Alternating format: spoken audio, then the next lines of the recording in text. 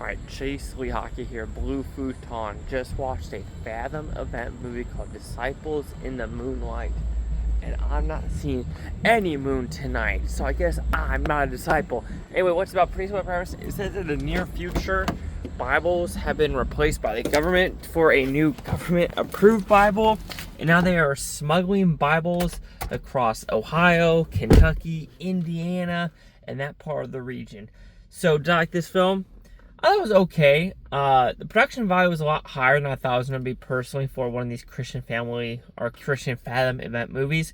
I know a lot of people ask with these Christian style movies, is this one preachy? I would say one character is extremely preachy.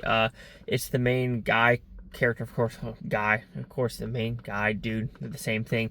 Anyway, every time he talks, he does sprout about like believing disciples, scripture, etc., etc. So if you are looking for a movie that doesn't really hit you on the nose with it, you might be a little bit disappointed because there is one specific character that's all he does.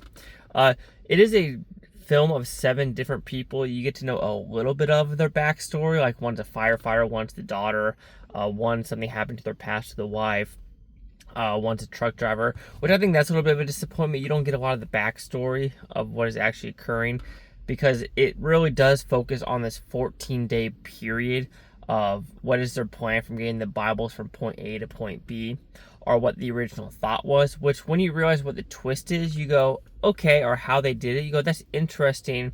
However, it's not enough, because when you look at the Bible, it's a thick boy, and what they're doing there, I understand what they're trying to say, but I just thought it would be a little bit different in the ending. Some ballsy choices though at the end too. I thought, oh, they're gonna go pretty ballsy, which they did on some parts. I just think overall, I think a lot of storylines were inconsistent, the wrong word, but I wanted closure, especially on this government individual who literally just there to be there, and he is the bad guy. It felt like, no,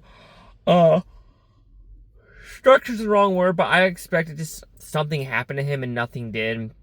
And some of these other characters as well, they're just like, I don't know. A lot of arcs just didn't fulfill it for me, but it's a fine movie. It looks good.